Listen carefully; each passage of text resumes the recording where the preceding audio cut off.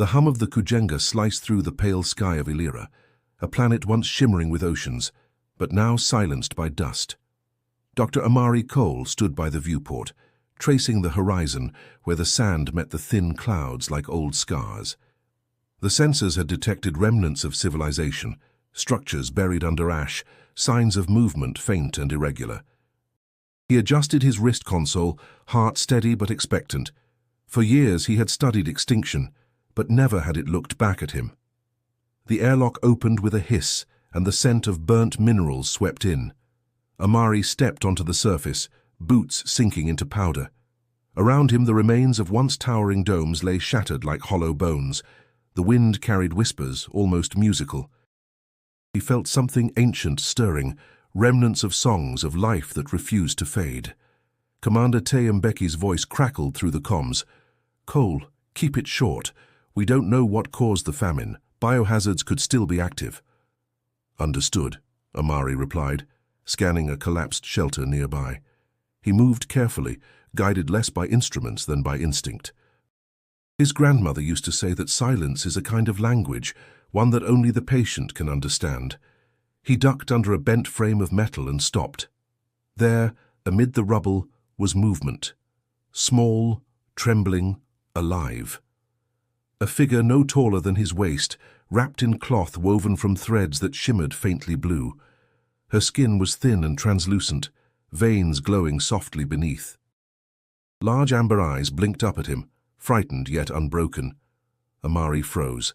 His training screamed protocol. First contact requires command approval, but humanity had come too far to let bureaucracy define compassion. He knelt slowly, palms open. "Hey," he said gently, unsure if she could understand. "You're safe." "I'm here to help."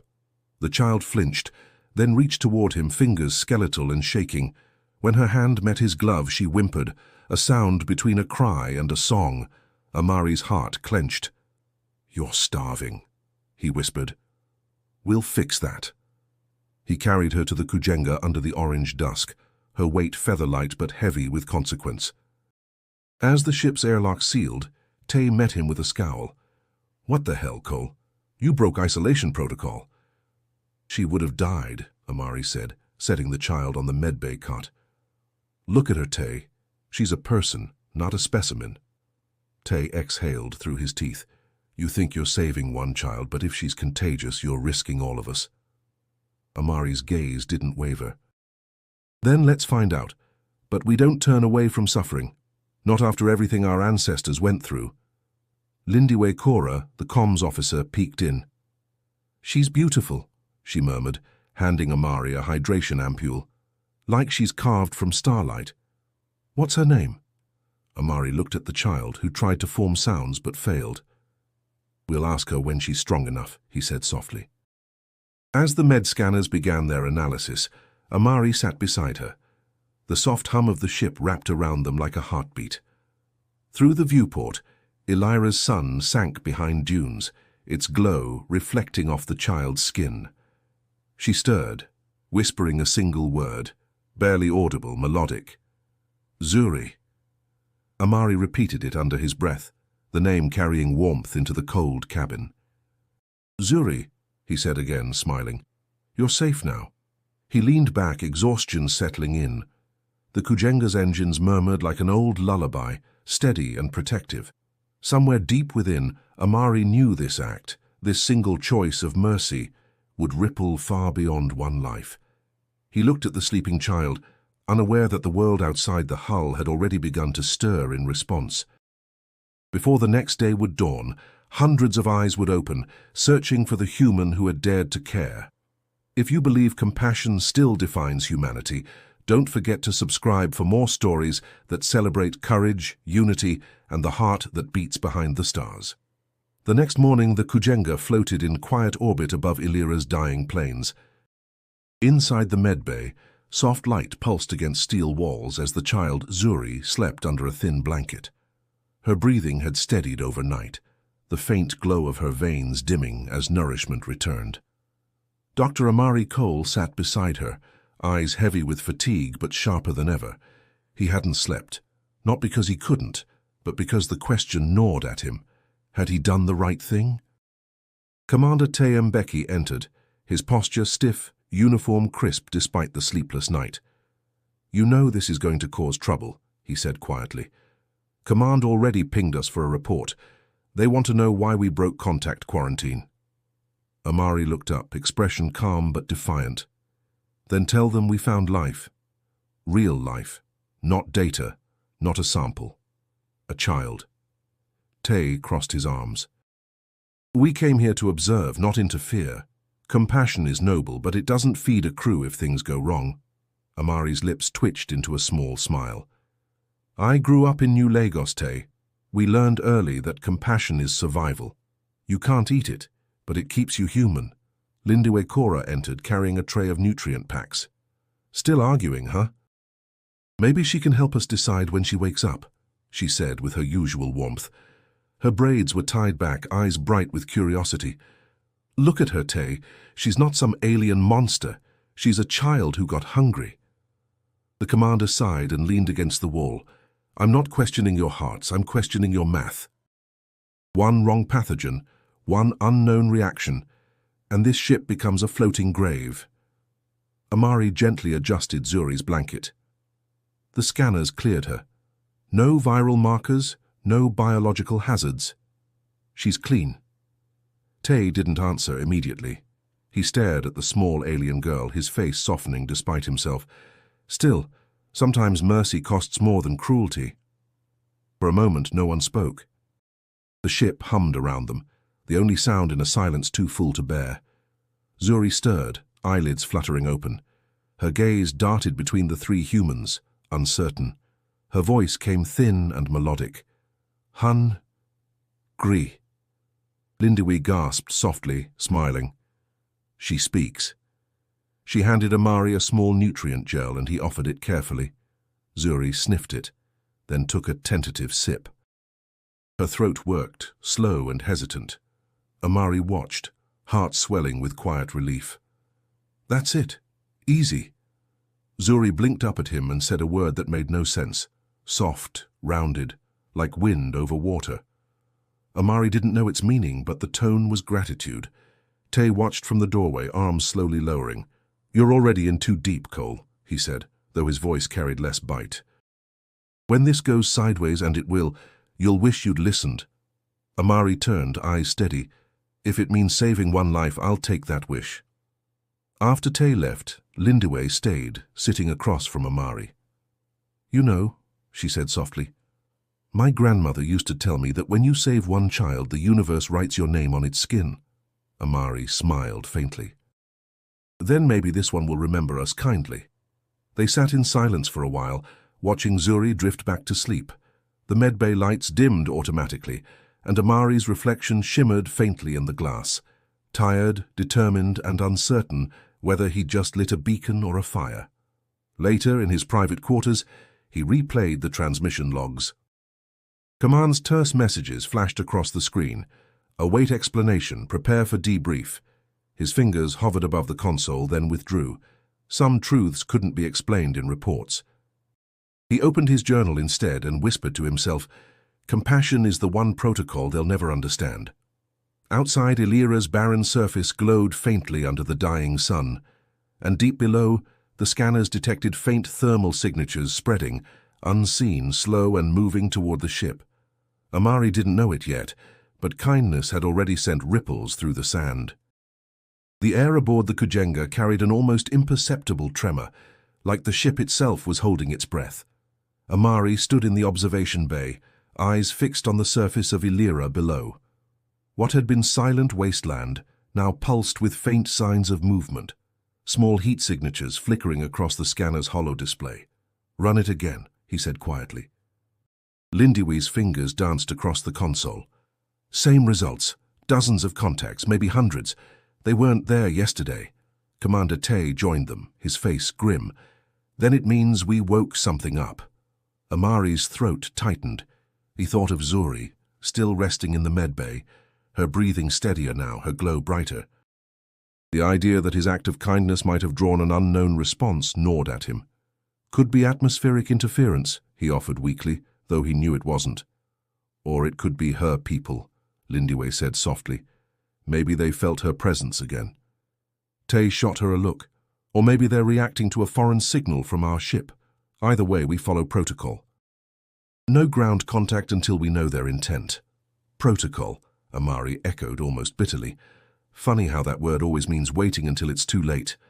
The commander ignored the jab. Lindiwe, prepare a signal beacon, broadband but neutral tone. No language patterns, just a location ping. If they're intelligent, they'll respond. As she began transmitting, Amari left the bay and walked toward the med bay. The hum of the engines seemed louder now, as though the ship was listening with him. Zuri was awake, sitting upright, her amber eyes reflecting the sterile light. She looked at him, and something in her gaze carried recognition. Trust, maybe, or something deeper. He smiled. "Hey there, feeling better?" She tilted her head, lips parting to form syllables that glimmered like song. Ri. He froze, heart catching. "You said my name." Zuri blinked slowly. "Amari, help." The word landed heavy. He knelt beside her, gently taking her small hand. "Help who, Zuri?" Her voice trembled, melodic but full of fear. "They come. Hungry. Cold." She tapped her chest weakly, then gestured toward the window. "My people." Before he could answer, the ship's alarm pulsed, a low, rhythmic sound. Tay's voice boomed through the intercom. "Cole, we've got movement, large clusters approaching the landing zone. You'd better see this." Amari rushed back to the command deck. The viewport filled with a breathtaking sight, silhouettes moving through the dust, dozens of figures converging toward their last landing site. Lindiwe adjusted the magnification. They're not armed, not attacking, just walking, like they're searching for something. Amari's stomach twisted. "They're looking for her." Tay frowned. "Or they're following the ship's heat signature." "We can't assume intent." "Intent," Amari snapped. "They're walking through a wasteland toward us. No weapons, no threats. That's desperation, not hostility." Lindiwe glanced between them. "So what do we do? If we stay up here, they'll think we abandoned her. If we go down, we risk contamination or worse." Tay rubbed a hand across his jaw. "We send a probe first. Observe." No human contact. But Amari was already pacing, mind racing. He thought of every story passed down through generations, of people waiting for help that never came, of kindness strangled by rules. "We can't meet them with machines," he muttered. "If they came for trust, we owe them presence." Lindiwe lowered her voice. "You're thinking about going out there again?" "I'm thinking about what happens if we don't," he replied. On the monitor, the shapes drew closer. Tall, thin figures cloaked in the same luminous fabric as Zuri's. One of them paused, lifted a hand toward the sky, and released a low, harmonic sound that rippled through the sensors like a heartbeat. Tay's eyes widened. "They're calling." Amari's pulse quickened. "No," he said softly. "They're answering." Outside, the sands of Illyra began to move, not from wind, but from life returning to motion. The silence that had once defined the planet was breaking, and somewhere deep within the Kujenga, the line between observer and savior began to blur. The first light of Illyra's twin suns spilled across the barren plain, painting the dust in hues of rose and copper. From orbit, the Kujenga tracked the slow procession of figures approaching their previous landing zone. The feed showed hundreds of Illyrans, their slender forms moving with rhythmic precision, as though bound by one silent purpose. Amari stood before the main display, arms folded, pulse steady but sharp. The images didn't frighten him, they humbled him. "They're not just walking," he murmured. "They're gathering." Commander Tay's jaw tightened. "And we don't know why. Could be a migration, could be a defense ritual. We can't assume it's about us." Lindiwe zoomed in on the footage, her eyes wide with quiet awe. "They're carrying bundles, cloth tools, water pods. Looks like they're leaving home behind." Tay's voice hardened. "Then we keep the bay sealed and prepare for observation only." Amari turned. "You still think this is coincidence?" "Zuri said they were coming. She felt it before we did." The commander didn't answer. He simply stared at the growing mass of life beneath them, the ship's scanners translating the faint hum that emanated from the crowd, vibrations that rippled through the thin atmosphere like a song woven with grief. Lindewee looked between them. That's not noise, that's communication. Amari's thoughts raced. They're broadcasting emotion, maybe memory. A collective signal, mourning or hope. He felt Zuri's presence before she arrived. She appeared at the doorway wrapped in a blanket, her luminous skin faintly pulsing. The sight of the images on the screen drew a gasp from her. Her eyes widened, tears forming as her hand pressed against the glass. "My people," she whispered. "They come." Amari knelt beside her.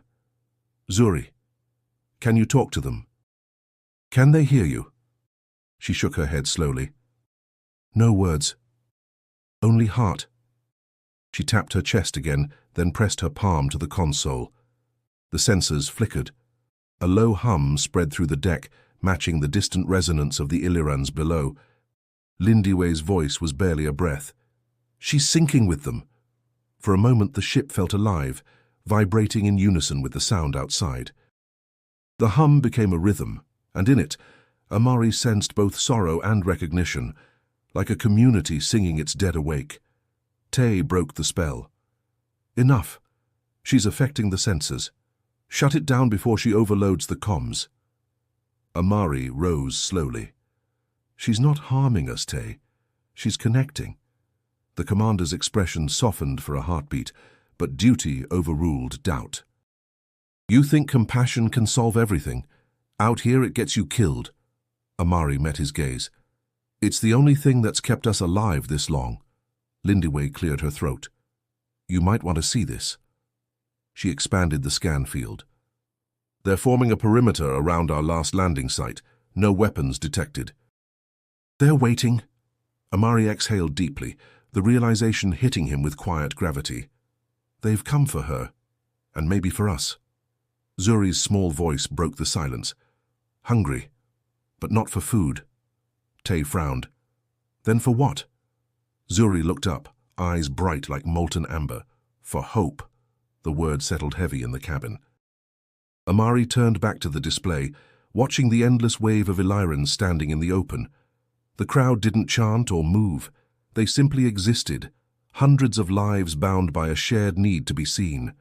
He thought of his grandmother's words, "If one child cries, the village must answer." He whispered to himself, "Looks like the village came." Lindewee smiled faintly. "So what now, Doctor?" "We invite the whole village aboard." He didn't answer. His gaze lingered on the alien faces below, on the glimmering threads of their robes catching sunlight like 1,000 prayers. Something inside him shifted, an understanding that this wasn't discovery anymore. It was responsibility. And as the hum deepened across the planet's surface, Amari knew the next step would define not only their mission, but what it meant to be human among the stars. The Kujenga descended through thin clouds, its engines whispering as it hovered above the Illyrian plain. Dust spiraled gently beneath it, stirred by the anticipation that clung to the air. Hundreds of Illyrans stood below, their luminous garments reflecting the twin suns, forming what looked like a living mosaic. The silence wasn't empty. It pulsed, alive, filled with meaning Amari couldn't yet translate. He stood by the open ramp, heart steady but heavy. Every step forward carried weight, scientific, moral, ancestral. Commander Tay remained by his side, unwilling but loyal. Lindewee monitored their vitals through the comlink, her voice a steady rhythm of caution. "Crowd density at 80 meters, she reported. "No visible aggression. They're watching you." Amari's gaze swept across the plain. "No," he murmured. "They're waiting for me to speak." He took a slow breath, feeling the heat of the suns press against his suit. Zuri stood near him, her hand resting lightly on his. Her glow had deepened, matching the golden hue of the light around them. The sight was surreal, human and alien, side by side, facing a moment that felt older than both their worlds. As they approached the crowd's edge, one Illyran stepped forward. Taller than the rest, her skin gleamed with an opalescent sheen. Around her neck hung threads woven from translucent fiber, shimmering like captured dawn. Her eyes met Amari's, deep and unreadable. Zuri spoke softly. "Elder Enkora." The woman inclined her head, her voice carrying a low, resonant tone that seemed to vibrate in the bones rather than the ears. "You carry one of ours." Amari bowed his head respectfully. "She was dying." "I couldn't leave her." Nkora studied him for a long moment. "You broke the silence between worlds." Amari hesitated, searching for the right words. "Maybe silence needed to break. My people have a saying, a single hand cannot wash itself. We help because we remember being helped." The elder's expression shifted, neither approval nor anger, but something like curiosity. "You speak of help." "Help often hides chains." Her words cut deep, reminding him of lessons from Earth's past. "Then I'll make no chains," Amari replied. "Only an offer. Food, medicine, shelter. You choose what you accept. We take nothing in return." Murmurs rippled through the Illyrans. Their language flowed like water, fluid and full of emotion. Zuri listened, then whispered the translation. "They fear being seen as weak." Amari nodded slowly. "Tell them strength is not in never needing help.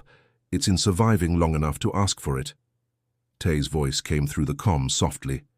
"You're giving a sermon out there, Doctor." Amari ignored him. His focus remained on Nkora, who now stepped closer, her eyes narrowing as if to weigh his truth. "You offer sustenance," she said. "But what do you seek?" "Understanding," he answered. "Partnership. We've both known hunger, we've both known loss. Maybe together we can learn how to stop repeating it." A hush settled over the plain. The elder turned to her people, then back to Amari. "Partnership," she repeated, "not rescue?" "Never rescue," he said firmly. "Only respect." Something flickered in her eyes, recognition perhaps, or the fragile spark of trust. She extended her hand, palm facing upward. The gesture was cautious, ceremonial. Amari met it, laying his gloved hand atop hers. For a moment, nothing happened. Then a faint vibration moved through the ground, subtle but unmistakable. The air shimmered, as if charged by unseen current. Lindui's voice whispered over the comm, half in disbelief. "Amari, whatever you just did, the energy reading spiked across the valley." He looked up, meeting the gaze of hundreds of Illyrans watching in silence. "Maybe we just agreed to something neither side fully understands," he murmured. Nkora released his hand. "Then let it begin with trust." Amari's heart swelled, equal parts hope and fear. Trust was the hardest currency in any world, but as Zuri smiled faintly beside him, he realized it was also the only one that ever truly mattered. That night, the sky above Illyra burned with quiet stars, their light reflected on the metallic dunes. The Kujenga rested nearby, engines muted, lights dimmed to a soft amber. Amari sat with Zuri near a low ridge where the Illyrans had built small fires that glowed blue instead of orange, their heat humming rather than crackling. Around them, the alien crowd moved in slow rhythm, repairing tools, tending to their young whispering songs that didn't need translation to sound mournful. Amari watched them in silence until Zuri spoke. "You gave them hope," she said softly, her voice almost human now. He smiled faintly. "No. I only reminded them they still had it." Her eyes drifted to the horizon. "We used to have cities. Water so clear you could see the moons in it. My mother said the rivers sang." "What happened, Zuri?" he asked gently. She hesitated, as if choosing which truth to reveal. "We trusted the bright ones from the sky. They came in ships that shined like new suns. They said they would trade with us. Food for work, energy for land." Amari felt a knot tighten in his chest. "And they didn't keep their promise." Zuri's gaze hardened. "They took the land, drained the rivers, then left when the ground could not breathe." Her words were flat, but her trembling hands betrayed her. "We followed them to the stars once, begging for help. They called us unwanted noise." The silence between them deepened. Amari glanced toward the fires where Tay spoke quietly with Elder Enkora. Their silhouettes moved with slow deliberation, diplomats bound by caution. He thought of Earth's history, nations stripped bare, cultures divided, promises carved into chains. The parallels were too cruel to ignore. "I wish I could say my people never made the same mistakes," he said quietly. "But I can't." Zuri studied him. "Then why help us?" He met her gaze, steady and full of something fierce. "Because if we don't change the pattern, it'll keep repeating. And I won't let that be the story we carry into the stars." Lindiwe approached, her steps soft in the powdery dust. "The Elder wants to show you something," she said. They've opened part of their archive. Amari followed her into a low structure made from woven glass-like fibers. Inside, Nakora stood before a cluster of crystalline orbs suspended in midair. When she touched one, it bloomed with light, projecting shapes and colors that formed moving images. The vision showed towering machines draining oceans, cities collapsing beneath skies darkened by energy harvesters.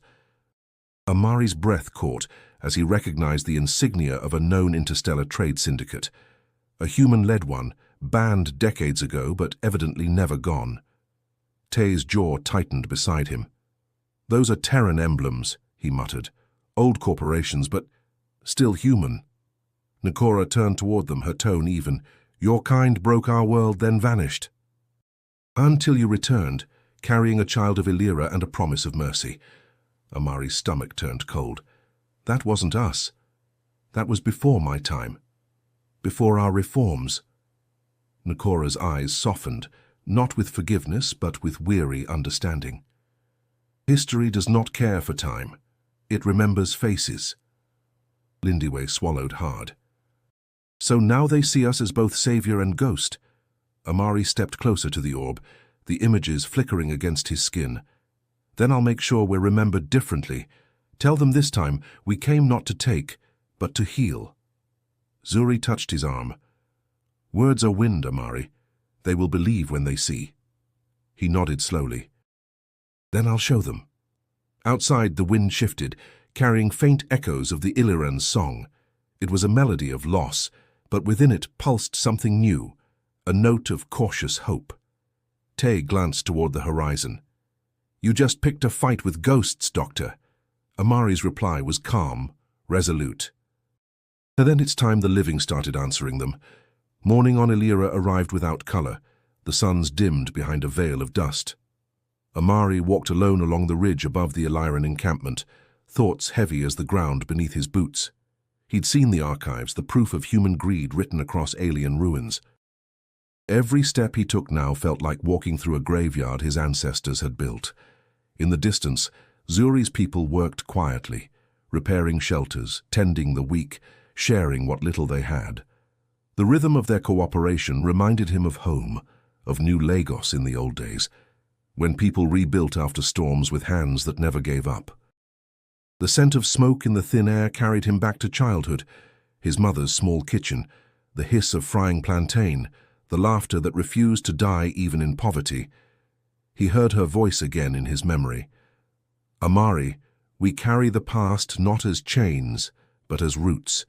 You choose which they become." That was before the floods took their neighborhood. Before he learned that the future is never built on clean hands. He sat on a flat stone overlooking the valley, where the blue fires still glimmered faintly. Lindiwe joined him, her uniform dusty, her hair wrapped in a patterned cloth she'd borrowed from the locals. "You've been quiet," she said. "That usually means something dangerous is brewing in your mind." He smiled faintly.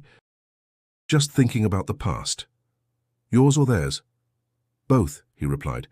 "Turns out they're not as different as we like to think." She sighed, pulling her knees to her chest. "You always said history's a circle. Maybe this is where it breaks." "Only if we push hard enough," he murmured. "But tell me, how do you fix trust when your ancestors were the ones who broke it?" Lindiwe looked at him thoughtfully. "You start by not pretending they didn't." Her words landed like stone. He nodded slowly. "That's what scares me. Maybe humanity doesn't deserve forgiveness yet." "Maybe forgiveness isn't the point," she said. "Maybe it's about accountability." My grandfather used to say, "The wound can't close if you keep pretending it's not there." Amari's gaze drifted toward Zuri, who knelt near the fires, helping younger Illyrans sort nutrient packs from the kujenga. She moved with purpose, her small hands gentle but sure. "She shouldn't have to carry this," he said quietly. "Any of it." "Neither should you," Lindiwe replied. "But here we are." He turned to her, voice lower now. "Tay's right about one thing. We've crossed a line. Once you see this kind of truth, you can't go back to being an observer. You either become complicit or you act." She tilted her head. "So which one are you planning to be?" He didn't answer. Instead, he stared up at the suns breaking through the dust, their light scattering across the plain. "When I was a boy," he said after a long pause, "my father took me to the shoreline after a flood. Everything was gone. Homes, boats, streets. I remember him standing there, just watching the wreckage. I asked him why he wasn't crying. He said, 'Son, tears don't rebuild roofs, hands do.'" Lindiwe smiled faintly. "He sounds like someone who understood survival." Amari nodded. He did. He also understood guilt. Our people were enslaved, exploited, erased, and yet we survived. Maybe that's why I can't look at the Illyrans and walk away. Their pain feels familiar. A gust of wind swept across the ridge, carrying the sound of Illyran chants, low, resonant, full of longing. The rhythm pulsed like a heartbeat beneath the sand. Amari felt it in his chest. He rose slowly, determination replacing the weight that had been crushing him. "If history's going to remember us," he said, "then let it remember we tried to do better." Lindiwe stood beside him. "You sound like a man about to start a revolution." "Not a revolution," he said softly. "A restoration." He looked once more toward the valley, where Zuri's people moved like a living memory of endurance. In that moment, Amari knew his path forward wasn't about redemption. It was about responsibility. By the time the message arrived from the Galactic Trade Council, the sun had barely risen. It came encoded, stamped with diplomatic seals that glimmered like warning lights. Tay read it aloud in the ship's main cabin, his voice heavy. "Effective immediately. All humanitarian contact with non-aligned species on Illyra must cease. Withdrawal required within 12 hours. Violation will result in formal sanction." Lindiwe exhaled sharply. "So they're abandoning an entire species to starve because it's inconvenient." Tay shut off the transmission. "It's more complicated than that. If we defy an order like this, Earth loses its trade privileges, energy, materials, medicine. Billions will feel the effect." Amari leaned forward, eyes burning with quiet fury. "You're saying we trade one people's suffering for another's comfort?" Tay's jaw flexed. "I'm saying you can't save everyone, Amari. Compassion doesn't feed a planet. Neither does cowardice," Amari shot back. The silence that followed was sharp enough to cut. Lindiwe shifted uneasily, then spoke, her voice trembling with conviction. "He's right, Commander. If we leave now, history repeats itself. Again. And we'll be the villains this time." Tay's shoulders sagged. He wasn't a man without conscience, just one bound by duty that felt too heavy to carry. "You think I don't care?" "I do. But the Council holds every string. You pull against them and they'll make an example of us." Amari stepped closer, his tone calm but iron-edged. "Then let them. I'd rather be remembered as the man who broke their law than the one who obeyed it while children died." Lindiwe touched Tay's arm. "He's not wrong, sir. We have evidence now, proof that the corporations under the Council caused this famine. If we broadcast it, people will listen." Tay looked between them, torn. "You're talking treason." "I'm talking truth," Amari said. "And if we've learned anything from our own history, it's that truth doesn't need permission to be told." For a moment, no one spoke. Outside, the wind swept over the valley, stirring the fires of the Illyran encampment below. Through the viewport, they could see figures moving, families rebuilding, gathering, surviving. It wasn't just a cause anymore. It was life itself. Tay rubbed a hand over his face, the fatigue of leadership deepening every line. "If we do this," he said finally, "we don't come back from it." Amari met his gaze. "Then we move forward instead." The commander studied him for a long, silent moment, then gave a small nod. Lindiwe, prepare the comm array. We'll leak the data to every channel across the belt. No encryption. Let the truth spread faster than their lies. She grinned, a flash of defiance lighting her face. You're really doing this, aren't you? Tay sighed. I must be out of my damn mind, but yes, let's do it. Hours later, the message went live. Across relay satellites and trade networks, holographic transmissions unfolded. The footage of Illyra's dying rivers, the corporate insignias, the exploitation, the silence. And then came the image of Zuri's people standing beneath the stars, proud and unbroken. Lindiwe's voice narrated the broadcast. Compassion is not a crime. It's the measure of what we choose to become. When the signal ended, Amari looked at the others. Now we wait. Tay managed a wry smile. For what? Arrest or applause? Both, maybe, Amari said softly. But either way, someone had to say it first. Lindiwe leaned back in her chair, exhaustion mixing with pride. You realize this changes everything. That's the idea, Amari replied. Outside, the sky deepened to violet as the suns dipped low. The Illyrans lit their blue fires again, their songs rising like prayers that had finally found an echo. And far above, signals bounced across the stars, carrying with them the story of one forbidden act of humanity, proof that empathy could still start revolutions. The galaxy didn't respond with gratitude, it responded with silence, and silence in politics always meant danger. 2 days after the transmission, the Kujenga floated under restricted orbit. The crew's comms were jammed, their transponder flagged as rogue, but Amari wasn't thinking about sanctions anymore.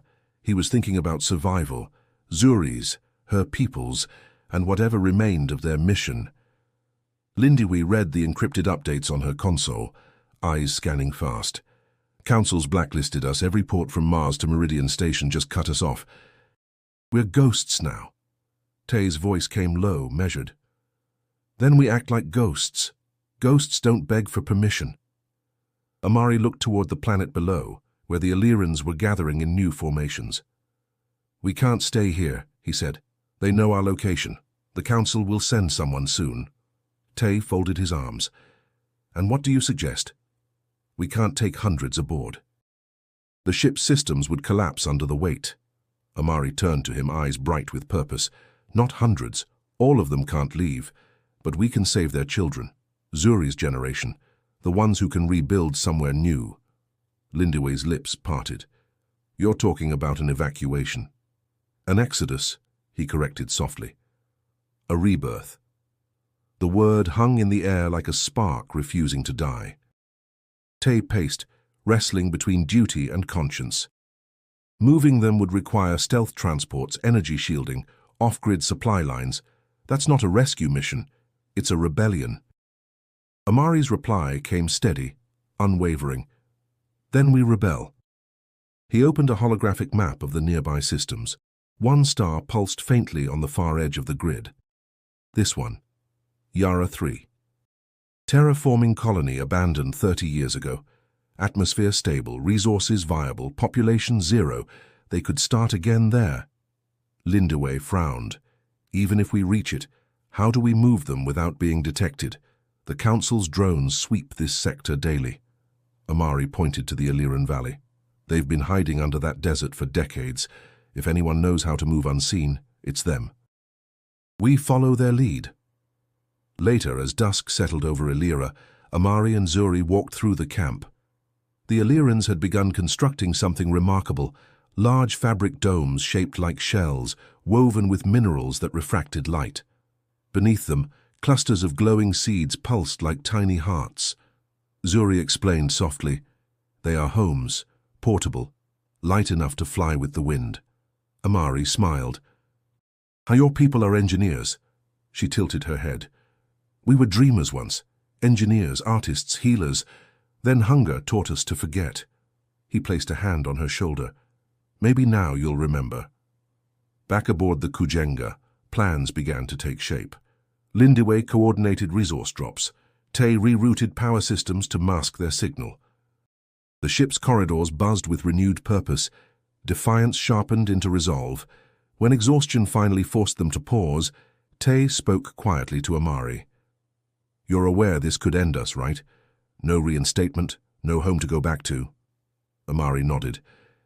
"I didn't join exploration to find new worlds. I joined to make sure the old mistakes didn't follow us into them." Tay gave a short, dry laugh. "You're stubborn, Cole." "Maybe," Amari said, "but stubbornness built every bridge worth crossing." As the night deepened, the crew gathered around the central console. The plan was simple in structure, impossible in execution. Launch decoy pods to distract scanners, load the youngest Illyrans under stealth shielding, and jump toward Yara 3 before the Council detected their trajectory.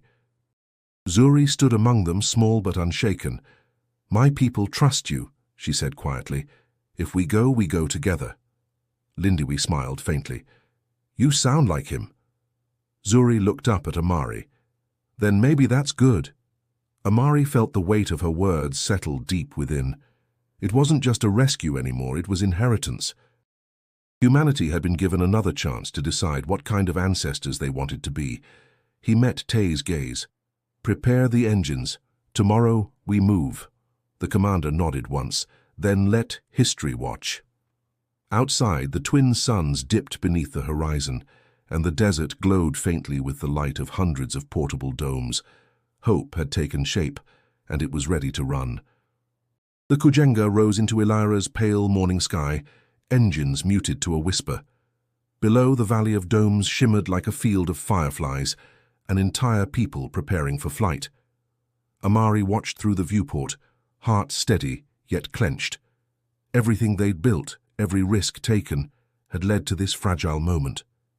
Lindiwe's voice came from the console, calm but focused. "Decoy pods ready. Trajectory programmed to scatter false readings across the northern hemisphere. Once we launch, we'll be ghosts." Tay stood at her side, arms crossed. "Let's make it a clean exit. The fewer waves we leave, the better." The ship began its ascent, cutting through layers of thin atmosphere. Amari felt the gravity of Illyra fall away, replaced by the cold hum of orbit. For a brief second, it felt like success, like hope finally had engines. Then the proximity alarm screamed. Lindiwe's head snapped up. "Multiple signatures, closing fast." Amari leaned over her shoulder. The screen filled with the unmistakable silhouettes of human ships. Not council drones, bigger, armed, familiar. Tay cursed under his breath. "It's the Meridian Enforcement Fleet." "How the hell did they find us so fast?" Lindiwe's voice tightened. "They've already locked onto our ID code. Sir, they know who we are." A transmission crackled through the comm, sharp and cold. "Exploration vessel Kujenga, you are under violation of Interstellar Law 47C. Prepare to be boarded. Do not resist." Amari's pulse spiked. "We can't let them near the refugees." "They'll see the evacuation plan, the children, everything." Tay's jaw set. "They're human, Amari. They might still listen." "Humans built the syndicate that broke this planet," Amari said bitterly. "I've learned not to count on mercy." Before Tay could respond, a smaller ship peeled off from the fleet and moved toward them. Its hull gleamed with blue insignia, the same corporate seal Amari had seen in the Illyran archives. He stared at it, disbelief flooding his voice. "That's not enforcement. That's Meridian trade itself." Lindiwe's hands trembled on the controls. "They must have intercepted the broadcast and traced it back here." The comms flared again, this time with a different voice, smooth, confident, dripping with authority. "Dr. Amari Cole, you've caused quite a storm. Step aside, and we might let the others go. We only need you and the girl." Zuri, who had been silent near the back of the cabin, stiffened. "They come for me," she whispered. "The bright ones again." Amari's throat tightened. "Not while I'm breathing." He turned to Tay. "We can't fight them head-on, but we can buy time. Engage the stealth field. Cut all external comms. Make them blind." Tay hesitated only a second before barking orders. "Lindiwe, reroute power from propulsion, full-spectrum cloak now." The lights dimmed, the ship's hum lowering to a predatory growl. Outside, the stars shimmered as the Kujenga bent light around itself. For a moment they vanished. But the relief was short-lived. One of the fleet's ships launched an energy pulse, white, blinding. It struck the Kujenga's hull like thunder, sending tremors through every deck. Systems flickered. Lindiwee's voice cracked. "Stealth field down!" "They're scanning us." Amari rushed to the medbay where the younger Illyrans waited under Stasis' shielding. Their faces glowed faintly, peaceful, unaware of the chaos above. He whispered to them, almost a prayer. "Hold on. You've survived worse." The ship shuddered again. Over the intercom, Tay's voice came hard and controlled. "They're preparing to board." "Amari, we're out of options." Amari returned to the bridge, eyes fierce. "Then we make our own." He turned to Zuri. "Can your people still hide signals like they used to?" She nodded slowly. "Yes. We hide under sand, under sky, under sound." "Good," he said. "Then it's time we learned from the best." The Kujenga began to dive toward Illyra's shadow side, engines burning blue against the void. Behind them the fleet followed, relentless, growing closer by the second. Tay's knuckles whitened around the controls. "You realize this is suicide?" Amari smiled faintly. "No, this is faith." And with that, the Kujenga vanished into the dark horizon of the planet that had already changed everything. The Kujenga tore through the lower atmosphere, a streak of silver and flame diving toward Illyra's shadowed valley. Behind it, the Meridian fleet thundered closer, their weapons charging with silent menace. Amari gripped the console, feeling every vibration in his bones. He could almost hear the planet's heartbeat beneath the roar. Tay's voice came low but resolute. "They'll follow us all the way down. We can't outrun them anymore." Amari's answer was steady. "We don't run, we stand." He turned to Zuri, who was watching the sky from the viewport, her golden eyes wide with both terror and resolve. "Tell your people to gather near the old settlement, the one where I found you. If this ends today, it ends where it began." Zuri nodded and pressed her palms together, releasing a pulse of light that rippled outward like a wave. In the distance, faint glimmers answered, the Illyrans receiving her call.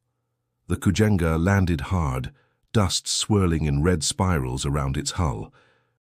Outside, the twin suns hovered at the edge of the horizon, casting the valley in long shadows that looked like memories stretching across time.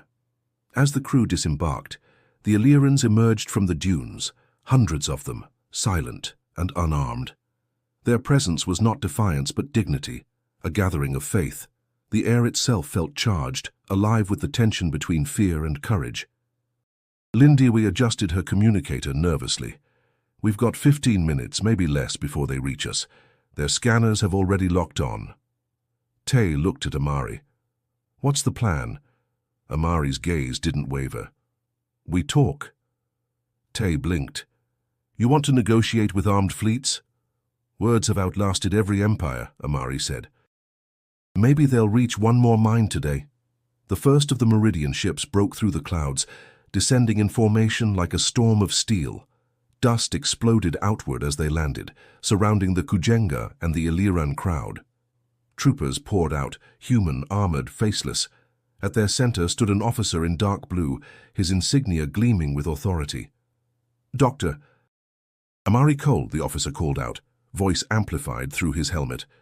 "You are in violation of council law. Surrender immediately." Amari stepped forward, unarmed, hands raised to show peace. "You already have my name. Now hear my voice." The officer motioned his soldiers to hold. The valley fell silent except for the hum of cooling engines. "Illyra was destroyed by greed wearing your colors," Amari continued. "You drained their oceans, took their air, and left them to starve. And now, when they stand again, you call their survival illegal." The officer's tone remained even. "History is not on trial here, Doctor. Your actions are." Amari's voice rose, not in anger, but in conviction. "History is always on trial. Every day we live it. You think these people are a threat because they remind you what humanity looks like when it chooses compassion over profit." A murmur swept through the soldiers. The officer hesitated, his visor turning toward the Illyrans, so many faces, glowing faintly under the fading suns. Zuri stepped forward beside Amari, small but radiant. "We do not fight," she said softly. "We only wish to live." The officer lowered his weapon slightly. "And if the council forbids it?" Amari met his gaze. "Then let them forbid humanity itself." The words hung in the air, powerful enough to still even the wind. Tay whispered under his breath, "You just painted a target on all of us." Amari smiled faintly. "Maybe, but it's the right target." For a moment no one moved. Then slowly, one of the soldiers lowered his rifle. Another followed, and another. The sound of metal hitting the dust echoed like thunder rolling away. The officer stood still, torn between duty and conscience. Finally, he spoke quietly. "You have 10 minutes, then we're ordered to pull back." Amari nodded. "That's all we need." The suns dipped lower, painting the valley in gold. Around them, the Illyrans began to hum, a deep, resonant tone that filled the air like a heartbeat shared by two species. It wasn't surrender, it was unity. As the last rays of daylight kissed the horizon, Amari whispered to himself, "This is what dusk was made for, to test who we are before the dark." When the last echo of the Illyrans' chant faded into the cooling air, a strange stillness took hold of the valley. The Meridian ships remained grounded, engines silent, as if uncertain what to do next. The soldiers who had lowered their weapons watched in uneasy awe.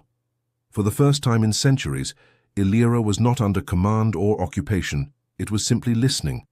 Amari stood at the center of it all, dust clinging to his boots, the sun's dying light casting him in amber hues. He looked at Tay, whose expression was unreadable but no longer hard. "They're waiting for what comes next," Amari said quietly. Tay exhaled. "Then we give them something worth waiting for." Lindiwe approached, her face streaked with sweat and dust, yet her smile was bright. "The council feed's picking this up. The soldiers' body cams are transmitting everything live. The galaxy is watching, Amari." He nodded slowly. "Good.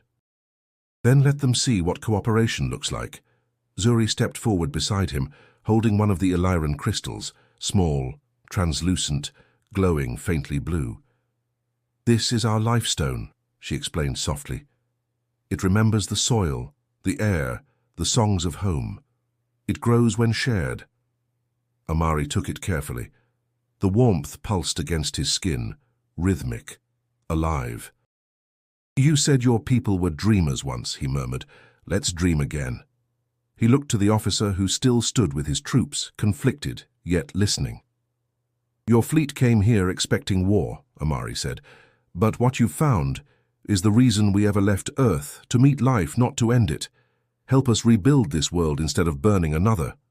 The officer hesitated, then tapped his helmet. "Command's been silent since the transmission went viral. Half the fleet's comms are down, some are refusing orders." Tay's eyes widened slightly. "So the storm's already started." The man nodded. "You have more allies than you think, Doctor." Amari felt a flicker of hope take root. "Then stand with us and help humanity become something worth trusting again." For the first time, the officer removed his helmet, revealing dark skin, short-cropped hair, and weary eyes. He extended his hand to Amari. "Lieutenant Commander Elias Adeyemi, Meridian Security. My ancestors came from your new Lagos. Maybe it's time we remembered where we came from." Amari clasped his hand, the gesture sealing more than agreement. It sealed kinship. Around them, murmurs rose, first among the soldiers, then the Illyrans. The hum returned, deeper now, resonating through ground and air alike. Zuri lifted her life stone high. The Illyrans followed, hundreds of crystals glowing in unison. Amari motioned to Lindiwe, who projected the ship's energy field outward, linking the frequencies. The glow expanded, covering the valley in a dome of living light. Tay watched, awed. "What is this?" Amari smiled faintly. "A promise. Between worlds." Lindiwe whispered, "It's rewriting the atmosphere readings. The crystals are reacting with our energy signatures. They're repairing the air." The dome pulsed once, twice, then stabilized. The Illyran's skin brightened, their eyes wide with disbelief. Zuri looked at Amari, her voice trembling. "We can breathe again." Amari's throat tightened. Then breathe, little one. You've earned it. The Illyrans began to sing, a sound of gratitude so pure it defied translation. Even the soldiers bowed their heads.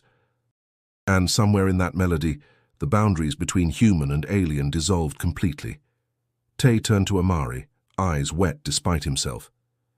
You just made first contact mean something again.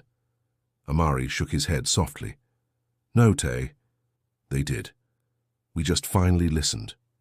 Above them the clouds parted, revealing the twin moons of Illyra glowing silver against the indigo dusk.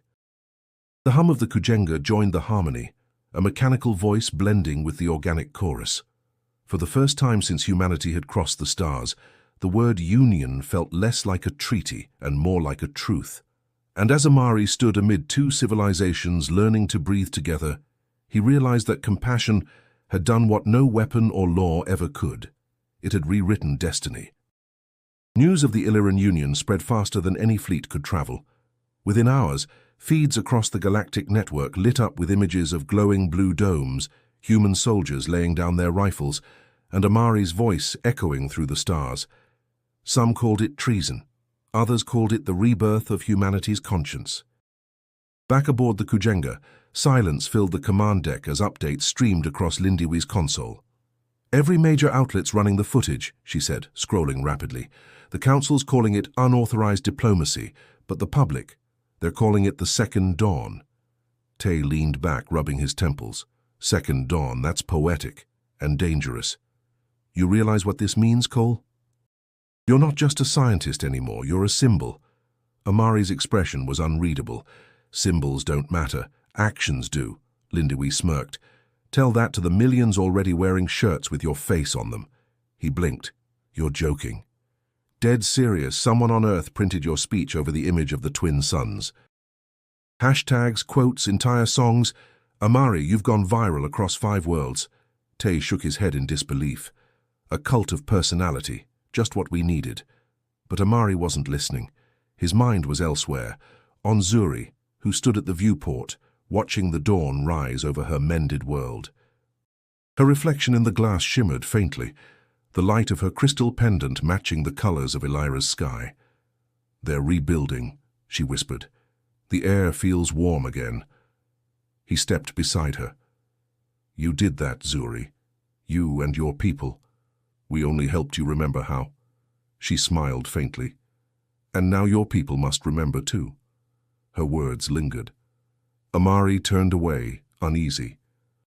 The galaxy might have seen him as a hero, but the Council saw something else entirely, a problem to erase. Moments later, the comms crackled with an encrypted message. Tay opened it reluctantly. A Council hologram flickered into view, a stern woman with eyes like cold steel. Dr. Amari Cole, she began, her tone cutting. You have violated interstellar law, engaged in unauthorized contact, and destabilized a restricted region. Effective immediately, the Earth Council disavows your actions and orders the decommissioning of the kujenga. You are to return for trial. Lindewee muttered under her breath, Of course. Amari faced the hologram. You can put me on trial, but you can't erase what the galaxy's seen. Compassion isn't a crime. The hologram's expression didn't change. Compassion without control is chaos. You've set a precedent that threatens every alliance we've built. Then maybe those alliances weren't worth keeping, he replied quietly. The hologram vanished. Silence followed. Tay stared at the spot where it had been. They'll come for us now. And they won't stop. Lindewee crossed her arms. Let them. The truth's already out there. You can't censor a sunrise. Amari smiled faintly. Maybe not, but we can guide its light. He turned to Zuri. We'll stay long enough to make sure your people are stable, then we'll move. Somewhere safe. Somewhere we can keep working. Zuri nodded, her voice small but steady. Where you go, hope follows. Later that night, Amari walked alone through the ship's quiet corridors.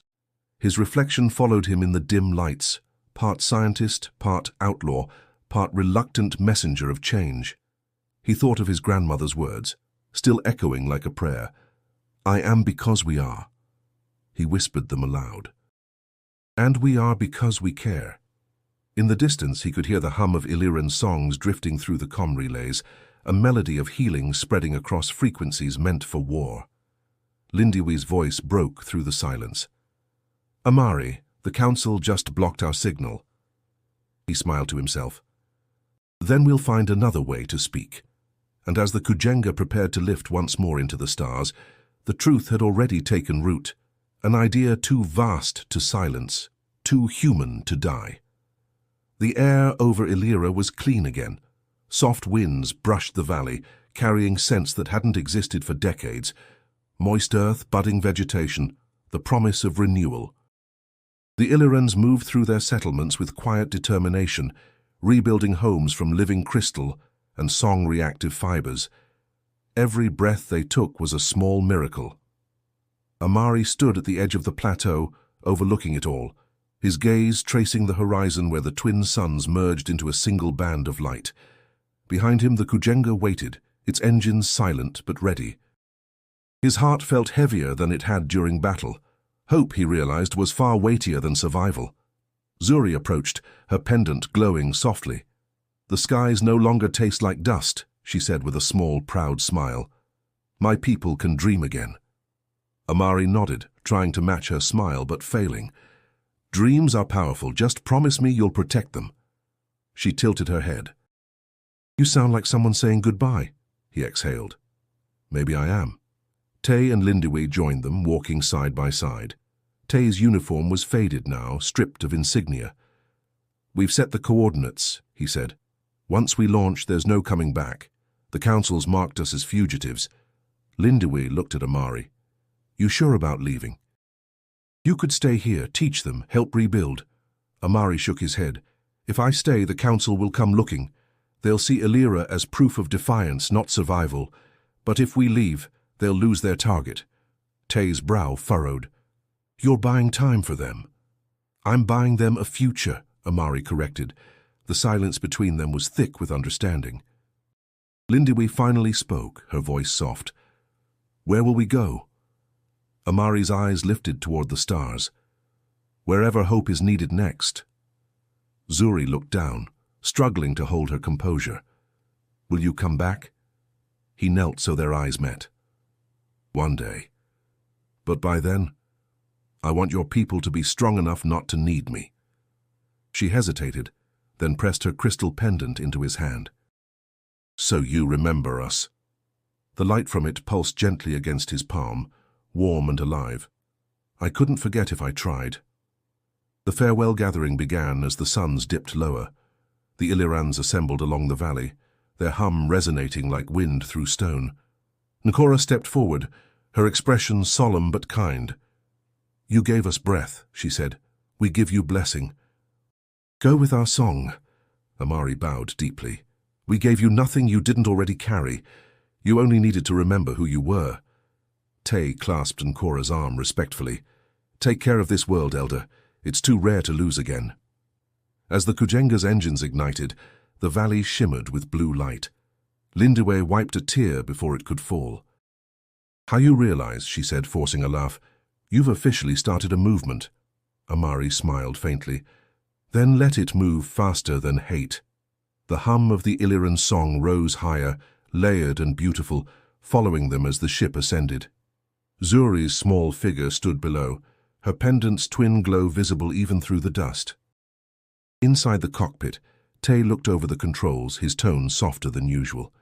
"You sure you're ready to be hunted for the rest of your life?" Amari leaned back. "History never remembers the comfortable ones, Tay." Lindewee grinned. "Guess we'll make sure it remembers us properly."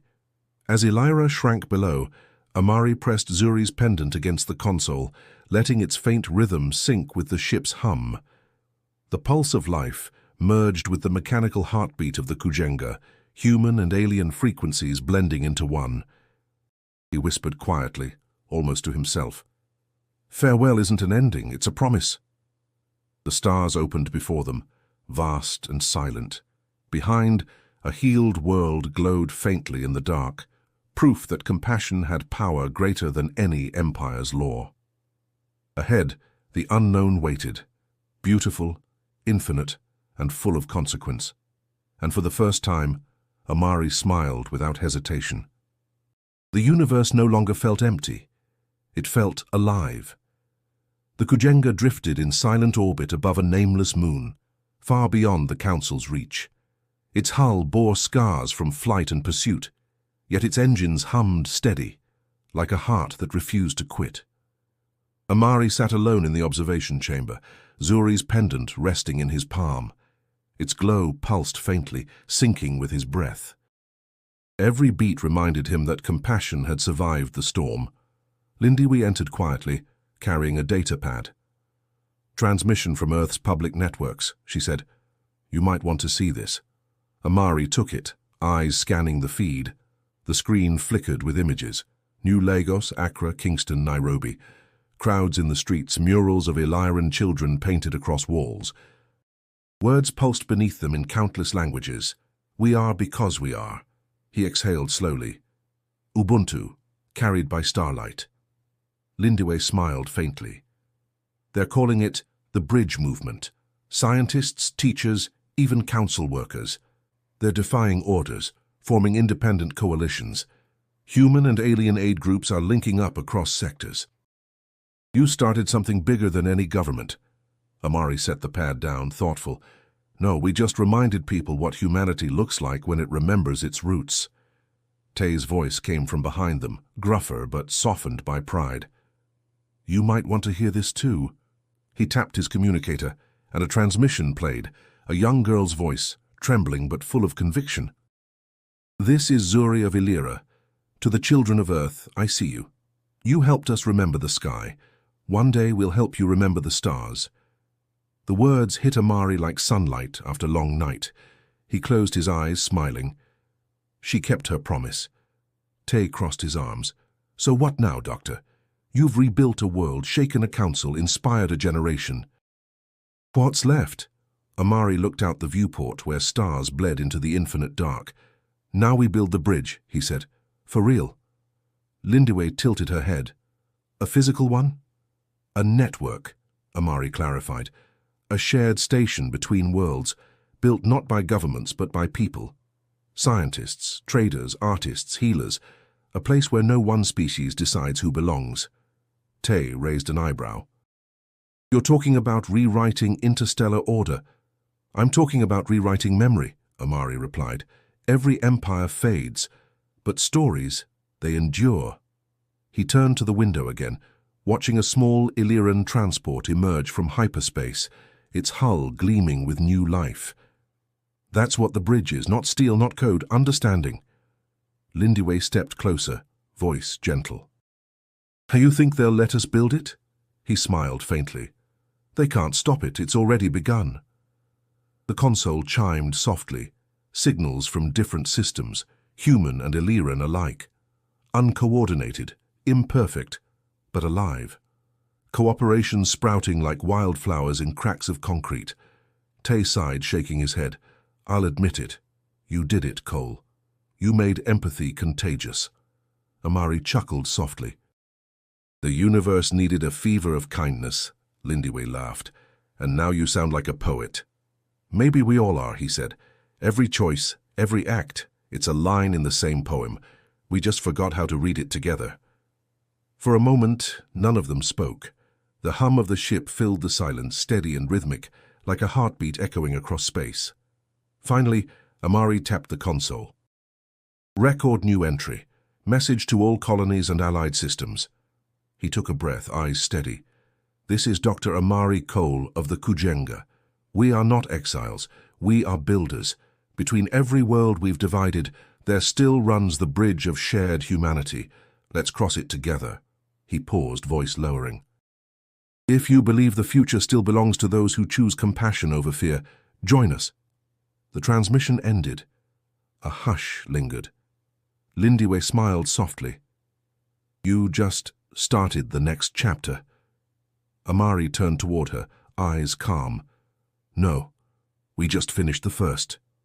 As the Kujenga turned toward the distant stars, its engines lit the darkness like sunrise.